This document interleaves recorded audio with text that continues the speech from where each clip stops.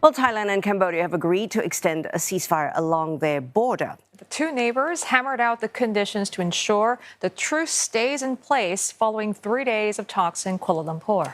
Officials signed off on a joint statement promising neither side would attack civilian objects or military objectives. And they also promised to freeze troop movements and patrols along the disputed border and vowed to ensure proper treatment of captured soldiers in accordance with international humanitarian law. ท้ายที่สุดแล้วไทยและกัมพูชาเป็นประเทศเพื่อนบ้านที่มีพรมแดนติดกันและย้ายหนีจากกันไม่ได้เราเป็นสมาชิกของครอบครัวอาเซียนด้วยกันหากทั้งสองประเทศสามารถแก้ไขปัญหาต่างๆได้อย่างรวดเร็วก็จะนำความสันติภาพมาสู่พื้นที่ชายแดนและประชาชนของทั้งสองประเทศก็จะได้กลับมาใช้ชีวิตเป็นปกติอย่างสงบสุขอีกครั้ง In this spirit, Cambodia reaffirmed its unwavering commitment to fully and faithfully implementing the common understanding reached during the special meeting of 28 July 2025, particularly the ceasefire agreement and the establishment of an ASEAN Observer Team, AOT, led by Malaysia to verify and ensure the effective implementation.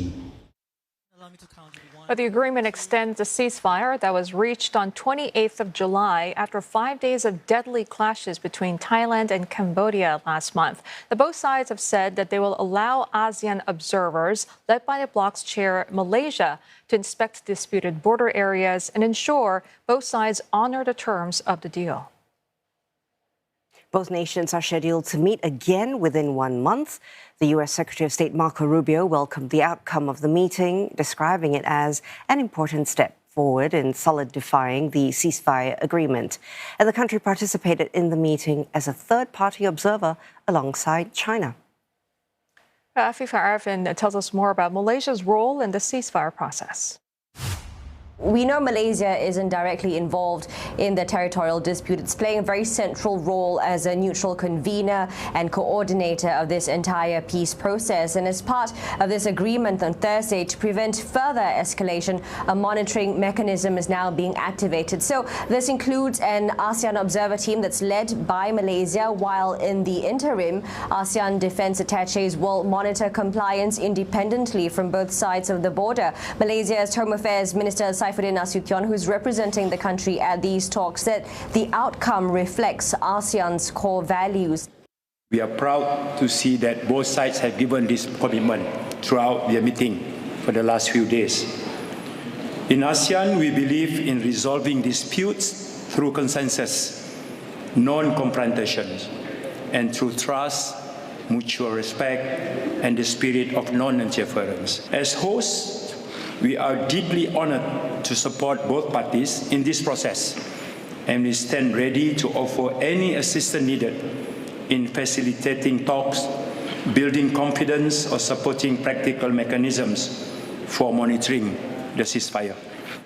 So what's next? Well, both sides will meet in 2 weeks and then again for another round of the General Border Committee meeting, which will be held within a month with the location yet to be decided. And of course, Malaysia will continue to serve as a neutral coordinator, ensuring that both sides remain committed.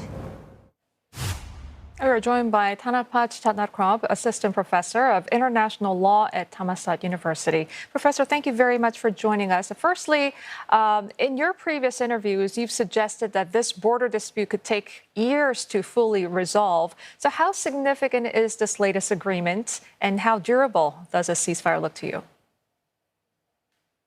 Okay, thank you very much for having me in this interview. So first of all, I have to say that the joint statement from the General Border Committee marks a significant and carefully negotiated step forward in the escalating tensions along Thailand and Cambodia border. So I would highlight at least 3 notable elements. So the first element would be the clarity and the scope of the ceasefire. So the agreement is unusually comprehensive. It explicitly banned the use of all forms of weaponry, including the attack on the civilians and the civilians object. This demonstrates a clear recognition, especially on Thailand's part, of the urgency to prevent any further escalations and protect the life on the both sides. Second, I would say that it leads to the commitment to the international humanitarian law. So both countries have agreed to uphold the key obligations under the Geneva Conventions, particularly regarding the treatment of the captured soldier and also the dignified return of the deceased. Thailand has long allied itself with this norm, and it is encouraging to see the reaffirmed in the bilateral context. And then the last one would be the verifications mechanism to ASEAN. The use of an ASEAN lead observer structure, initially via the interim defense attaché coordinated by the Malaysia, reflect growing confidence in regional solutions. Thailand's openness to this approach demonstrates its willingness to be transparent and accountable under the international and regional oversight. Okay, Professor, specifically the last point that you made, that both sides have agreed to allow ASEAN observers to monitor the truce. Just how effective and enforceable do you think the monitoring mechanism will be in practice, and especially when the level of trust between the two sides are so low? Yes, of course, I have to say that as we can see that the event to negotiate between two countries is held in Malaysia. So Malaysia's pay and the constructive hosting role by hosting both the 28 July special meetings in Putrajaya and also the 7 August GBC meeting in Kuala Lumpur, helping to maintain the momentum in the de-escalation process. By offering a stable settings and logistical support, Malaysia enabled to both parties to engage in dialogue with a broader ASEAN context without dominating the process. As we can see, the core negotiations from the 4th to 6th August remained bilateral between Thailand and Cambodia, in the line with Thailand's intentions to have the bilateral discussions on the sensitive military and legal issue that can be addressed directly. So Malaysia, together with the United States and China, joined the sessions only on the 7th of August as an observer, leading the political weight to the outcome while respecting the bilateral character. So Malaysia also took the lead in the coordinating ASEAN interim observer team composed of the defense attaché from the ASEAN member state. So this team will monitor the ceasefire implementations from within each country without crossing the border, providing a mechanism for the structure and regional support oversight that balance transparency with respect for sovereignty.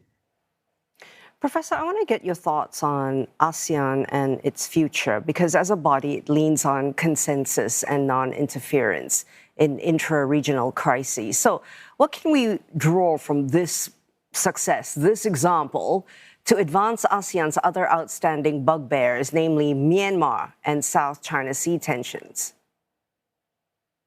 So this meeting could serve as a valuable model for the future ASEAN's lead response to the border tensions. So not only between the Thailand and Cambodia, but also in other sensitive areas across the regions, including along the Thailand-Myanmar frontier and beyond.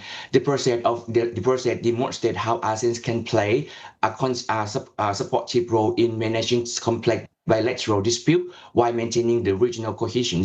What is especially notable in this case is that ASEAN involvement has remained consistent with its principle of non-interference, yet has taken a more practical and adaptive approach to the consent-based mechanisms like coordinate observations and structured communications. ASEAN is showing that it can support stability and prevent escalations without overstepping its foundational norm.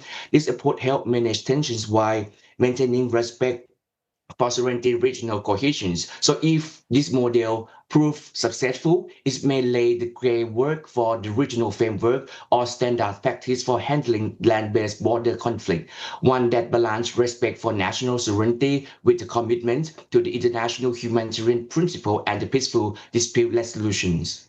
Okay, and Professor, I want to get your thoughts on the U.S. role in the mediation. Cambodia's prime minister even nominated President Trump for the Nobel Peace Prize for his role in brokering the ceasefire.